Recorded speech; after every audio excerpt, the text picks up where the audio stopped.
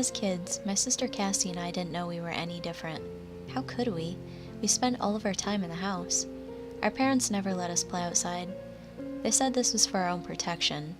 I remember clearly our father outlining all of the horrors of the world beyond our front door. Vicious animals, dangerous men, deathly illnesses. Every day brought a new reason why we couldn't venture outside the walls of the house. I realized the truth much later, though. They were embarrassed of us. Cassie and I were close, metaphorically and literally. We spent every moment together. I've read that twins are often this way, but we were more than that. We woke up at the same time, closed our eyes at the same time. We would often dream the same exact dream. We read books together. She'd read the left page and I'd read the right. Our parents said we were unnaturally close. This didn't make sense to us at the time, though. When we played, we would stick two toys together at the head, gummy see-through tape obscuring their faces. We would walk one-headed dolls in staccato movements, Cassie moving the left leg, me moving the right. Soon, all of our toys were paired up. The stuffed pig was taped to the alligator, the china doll was matched up with the plastic dinosaur. Cassie and I even went so far as to glue our pillows together. So they'd never be lonely, I told their outraged mother. Despite our bond, Cassie and I were very different. I was perfectly fine obeying all of our parents' rules, although they were plentiful. Cassie, on the other hand, hated the rules. Even the small ones, like brushing our teeth at night, would send her into a fit. I liked Mother's dresses she would make for me, but Cassie ripped at them with her teeth. Cassie was also nonverbal. It wasn't her fault. She just couldn't get her mouth to move the way the rest of ours did. This didn't mean we didn't communicate, though. In fact, Cassie and I spoke constantly. Always in our minds, though. Yuck, I hate bananas, she'd tell me in the morning as our mother served us breakfast. Shut up, Cassie. I turned and smiled at Mother. Thanks for breakfast. Cassie growled under her breath. You're such a suck-up. We're prisoners here and you treat them like angels. They're our parents. Mother could see that we were arguing in our head. She never commented on it, though. I don't think she wanted to know what was going on between us. When we were younger, I noticed that Cassie and I didn't look like the kids in the picture books. These kids were alone. But Cassie and I were together. I asked Father about it and he told us that we had a condition. You're sick, he said sternly, but the doctors can't separate you. It would kill her. He would like me to die, Cassie whispered in her head. Of course he wouldn't. He loves you. But he didn't. I knew this secretly. Our parents didn't do much to hide the fact that they favored me. They viewed Cassie as dead weight, and as we got older, I have to admit that I started to understand their opinion. She was difficult. She was always upset over something. Plus, she was the reason I wasn't allowed outside or able to make any friends. Around the age of 12, our parents started letting us use the computer. It was only supposed to be for our studies, but when we were alone, we tried to Google ourselves. Twins who share a brain. The first article was about twins who eat each other in the womb. This clearly wasn't relevant. The second was about Siamese twins. We skipped this one because we're from America. Then we got to the third one, which had a picture. Two grown women who shared a head. One woman was large and the other was small. It looked a little like Cassie and I. The article called them conjoined twins. It said although the women wished they could be separated, the doctors ruled that it was much too dangerous. That's us, I said to Cassie. Why would anyone want to be separated, she responded. Maybe so they could look like normal people? I would much rather be with you than be normal. I paused before saying, Me too, Cassie. But that was all before Cassie was killed. She died of suffocation. We were 14. I knew the second she stopped breathing. I could feel a shiver in my entire body as if something was crawling down my nerves. I started screaming. I didn't intend to, but the reaction was involuntary. Maybe it was Cassie screaming through me. My mother appeared in the bedroom as if she had already been inside. My mother was close behind. They rushed me, to the hospital. It was the first time I felt night air on my face. Any fear about being outside evaporated. It was freedom. I saw men and women of all races. They crowded around me, staring at me like I was a wild animal. I didn't care. It was bliss. I even forgot about the corpse of my sister hanging off of me. No one tried to resuscitate Cassie. Even though I knew she was dead, there was not a single attempt to save her life.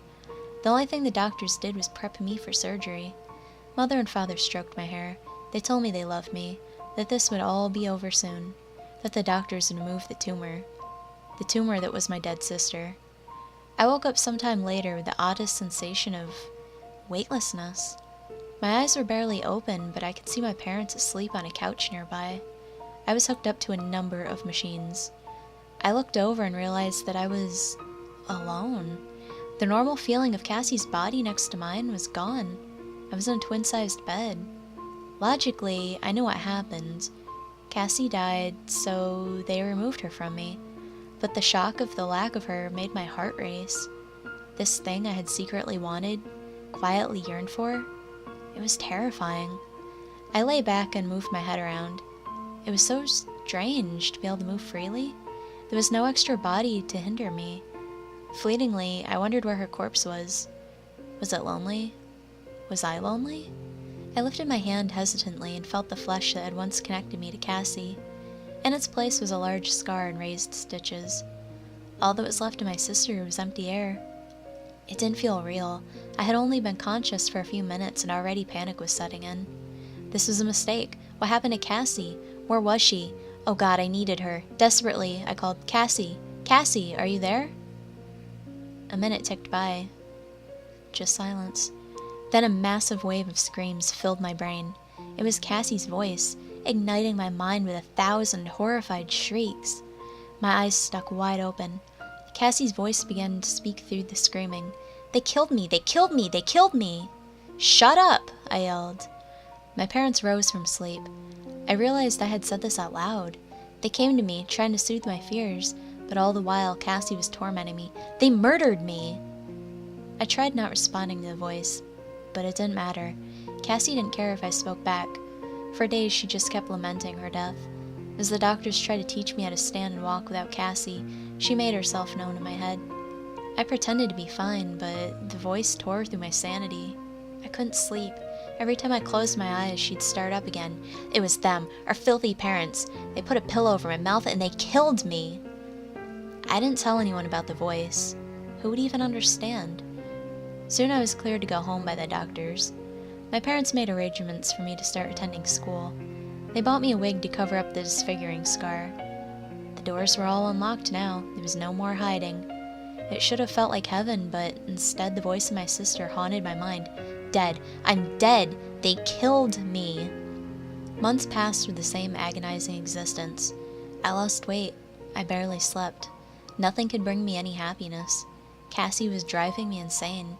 I didn't know if this was my imagination or if Cassie was really alive somewhere in my brain. But one day I'd had enough. I just couldn't do it any longer. "They killed me. Our parents murdered me." Cassie was screaming against my eardrums. I took a deep breath and said, "Cassie, you have to stop."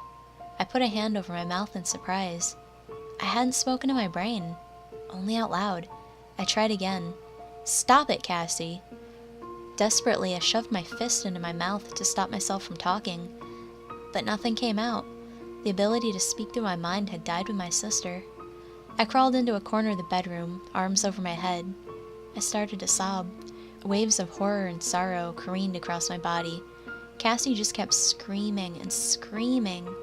"Our parents are filthy monsters. They murdered me so they could have a normal daughter. They smothered me. They didn't kill you. I did," I shrieked. Cassie's voice suddenly stopped. My tears kept coming.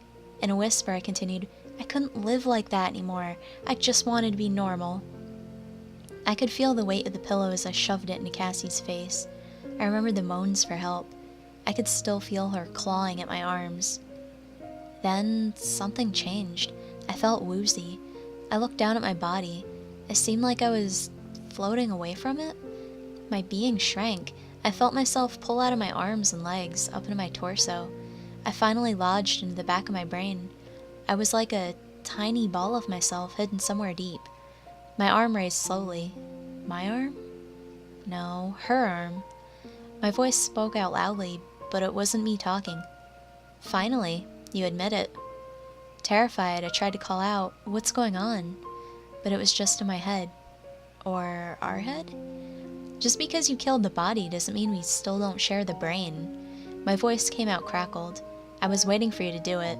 I knew you would. You're just like our parents. Filthy, disgusting monsters. But I've always been stronger and smarter than you. You killed the body, but I still control the brain. Cassie stood up in my body, shaking out my limbs. I desperately tried to control anything, but she was right. She was stronger than me. It's strange being able to talk, she said aloud. I like it more than I thought I would. What are you going to do? I'm going to become you. The prettier one. The one our parents wanted. Then I'll kill them. Maybe I'll staple their skulls together. Remember how they hated that when we did it to our toys? And the best part is, I'll still have you, stuck in there, in the back of our brain. She laughed. I always said we'd never be separated. This was 7 years ago. Our parents are long dead now. She never went through with her promise to staple their heads together. Instead, she used our glued together pillow to suffocate both at once. I had to watch, completely helpless.